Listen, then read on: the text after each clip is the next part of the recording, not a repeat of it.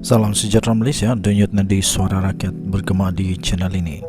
Terima kasih kerana bersama-sama dalam channel ini untuk mendapatkan berita-berita dan ulasan-ulasan terbaik untuk seluruh rakyat Malaysia. Bagi anda yang pertama kali bersama-sama dalam channel ini, sila tekan butang subscribe, like dan share. Malaysia kita punya, cintai Malaysiaku, kita jaga kita. Sekali lagi, bagi anda yang pertama kali, sila tekan butang subscribe, like dan share. Kita mulakan berita menarik hari ini. Salam sejahtera Malaysia, denyut nadi suara rakyat bergema di channel ini. Terkini, benarkah Najib dititah untuk diberi tahanan rumah melalui Lembaga Pengampunan 4 April 2024 sabudin.com.net. Benarkah Najib Razak diberi tahanan rumah oleh Lembaga Pengampunan dalam keputusannya pada 29 Januari yang lalu? Sejak semalam, ramai yang membangkitkan persoalan ini.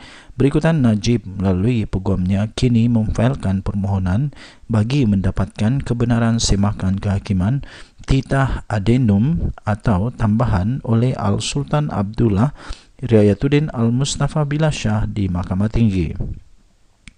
Semakan kehakiman difailkan pada 1 April yang lalu menerusi firma guaman Tuan Syafiee & Co. Dalam permohonannya, Najib mendakwa bahagian tambahan atau titah adendum dalam pengampunan diraja oleh Yang di-Pertuan Agong ke-16 Al-Sultan Abdullah Riayatuddin Al-Mustafa Billah Shah pada 29 Januari ketika mempengerusikan mesyuarat Lembaga Pengampunan adalah dengan membenarkannya untuk menghabiskan bagi hukuman penjara 6 tahun melalui tahanan di rumah. Beliau menamakan Menteri Dalam Negeri, Komisioner Jeneral Penjara Peguam Negara, Lembaga Pengampunan Wilayah Persekutuan Kuala Lumpur, Labuan dan Putrajaya, Menteri di Jabatan Perdana Menteri JPM, Undang-Undang dan Reformasi Institusi, Ketua Pengarah Bahagian Hal Ehwal Undang-Undang di JPM dan Kerajaan Malaysia sebagai responden pertama hingga ke-7. Dalam notis permohonannya, Najib memohon perintah untuk semua atau salah seorang responden melaksanakan titah Al-Sultan Abdullah itu dan dengan serta-merta untuk memindahkan beliau dari penjara Kajang ke kediamannya.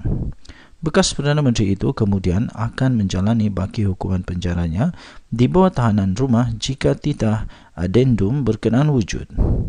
Najib juga memohon satu perintah supaya semua atau seorang responden memberi salinan titah utama dan adendum yang dititahkan oleh Al-Sultan Abdullah pada 29 Januari lalu.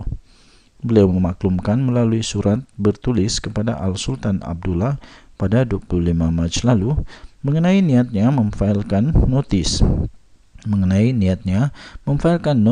permohonan semakan kehakiman terhadap pihak berkuasa yang relevan berkenaan titah terbabit. Ia kerana pada 29 Januari 2024, Tuanku Al-Sultan Abdullah Yang di-Pertuan Agong ke-16 dan saya mengambil langkah sebagai rafaq sembah hormat tertinggi saya, katanya menerusi afidavit permohonan tersebut. Tambahnya lagi, dalam afidavit tersebut, pada tarikh sama, iaitu 25 Mac 2024, saya turut memaklumkan perkara yang sama kepada Yang di-Pertuan Agong Sultan Ibrahim sebagai rafaq sembah hormat tertinggi saya mengenai perkara yang sama, katanya dalam menerusi afidavit permohonan tersebut lagi. Pada 2 Februari lalu, media melaporkan Najib diberikan pengurangan 50% bagi hukuman penjara 12 tahun yang sedang dijalaninya sejak 2022. Sekaligus menyaksikan bekas Perdana Menteri itu bakal dibebaskan pada 23 Ogos 2028.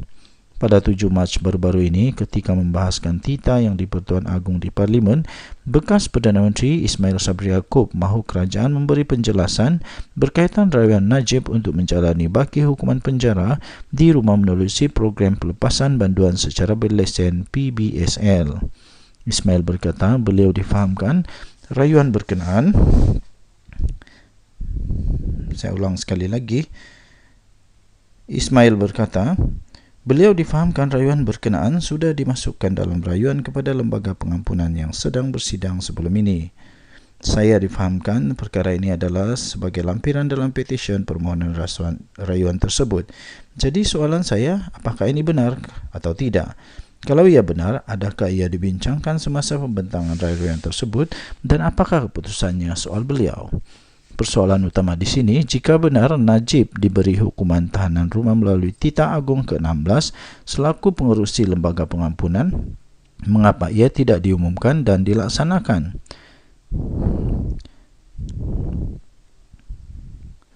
Soal kita setuju atau tidak Najib diberi tahanan rumah, ia adalah soal lain. Tapi yang penting adalah titah adendum oleh seorang yang di-Pertuan Agong. Siapakah yang begitu berani menyembunyikan dan tidak melaksanakan titah agung itu? Sahabuddin Husin, 4 April 2024. Denyut Nadi, Suara Rakyat bergema di channel ini. Bye-bye. Salam sejahtera Malaysia. Denyut Nadi, Suara Rakyat bergema di channel ini.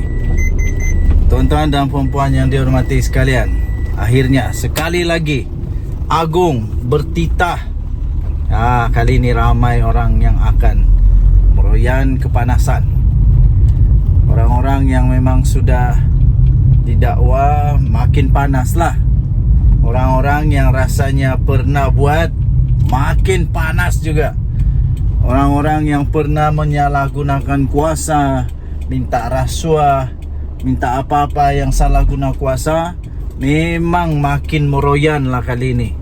Apa tidaknya, akhirnya yang di-Pertuan Agong keluar titah. Baginda bertitah, bulan madu dah tamat. Sekarang pergi tangkap lebah. Titah Agong kepada Azam Baki. Memang yang di-Pertuan Agong kali ini memang pada awalnya pun Baginda sudah memberikan amaran bahawa Baginda akan memburu, dan Baginda tidak pernah gagal. Baginda akan buru semua orang yang pernah sakau duit negara Malaysia, yang menyebabkan negara Malaysia kerugian, apalagi kepada rakyat. Rugi betul. Bayangkan kalau yang disakau itu boleh dipakai untuk membantu rakyat, betapa baiknya. Azam Baki dah dapat green light. Green light daripada yang di-Pertuan Agong untuk tangkap lebah. Tangkap lebah yang duk bising, bising, tapi akhirnya nanti kantoi tukang sakau. Kita lihat nanti siapa yang akan jadi lebah pertama, kedua, ketiga, keempat yang bakal kena tangkap. Ini dapat green light daripada Agong. Yang di-Pertuan Agong Sultan Ibrahim pada Isnin bertitah bahawa memerangi rasuah sebagai musuh nombor satu negara adalah tumpuan utama dalam pemerintahan Baginda. Daulat tuanku, saya menjunjung kasih, menjunjung titah kepada Agong punya titah ini. Betul.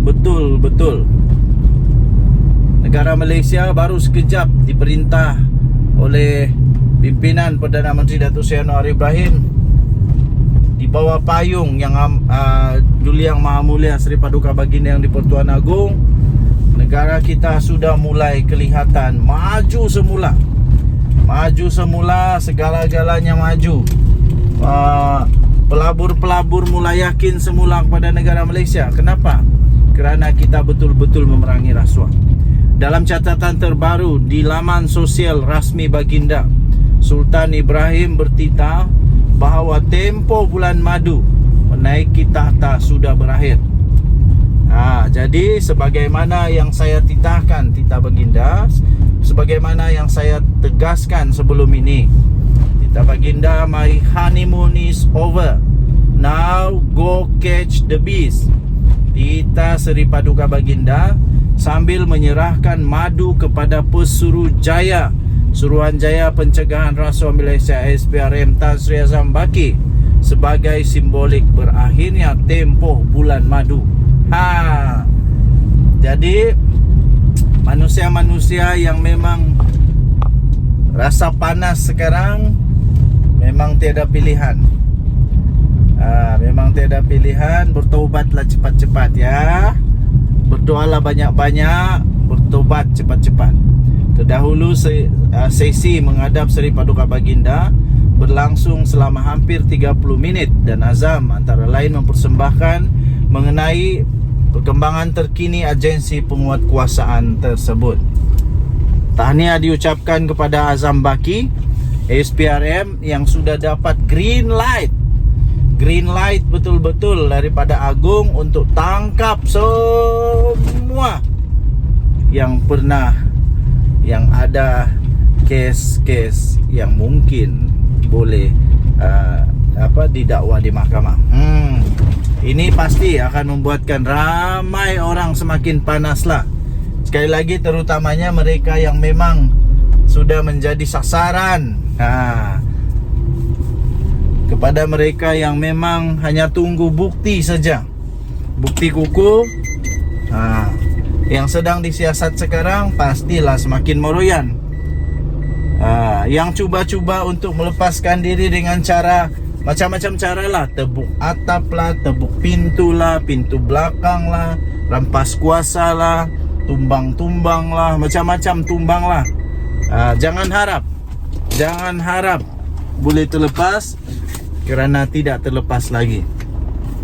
Tahniah diucapkan, kita menjunjung titah ke bawah Duli Yang Maha Mulia Seri Paduka Baginda Yang di-Pertuan Agong Sultan Ibrahim.